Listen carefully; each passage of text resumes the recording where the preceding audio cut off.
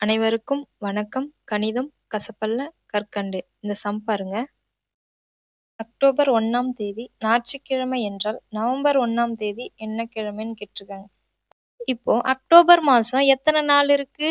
31 நாள் இருக்கு. அடுத்த மாசமே நவம்பர். நவம்பர்ல 1ஆம் தேதி கண்டுபிடிக்க சொல்றாங்க. மொத்தம் 32 நாள் வருது. அதுல ஆல்ரெடி நவம்பர் 1 நமக்கு குடுத்துட்டாங்க. அப்ப மைனஸ் பண்ணோமா? அந்த 1 மைனஸ் பண்ணோமா 31 நாள் இருக்கு. எதுக்கு? அக்டோபர் 1க்கும் நவம்பர் 1க்கும் இடையில இப்ப நமக்கு எத்தனை நாள் இருக்கு? 31 நாள் இருக்கு. அதுல இந்த நவம்பர் 1ஆம் தேதி என்ன கிழமைன்னு கேட்டிருக்காங்க. இந்த 31 நம்ம 7ஆல டிவைட் பண்ணோம்னா நமக்கு என்ன கிடைக்கும்? 31ல எத்தனை 7 இருக்கு? 4 7 28. ரிமைனிங் நமக்கு 3 கிடைக்கும்.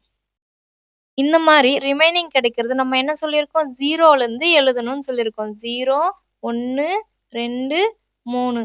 0 அப்படின்றது குடுத்திருக்க கிழமை. அதாவது ஞாயிற்றுக்கிழமை. ஞாயிறு, அடுத்து திங்கள், செவ்வாய், புதன். நமக்கு என்ன ஆன்சர் கிடைக்குது? புதன்கிழமை கிடைக்குது. அக்டோபர் 1ஆம் தேதி ஞாயிற்றுக்கிழமையா இருந்தா, நவம்பர் 1ஆம் தேதி என்ன கிழமையா இருக்குன்னா, புதன்கிழமையா இருக்கும். புதன்கிழமை தான் நமக்கான ஆன்சர்.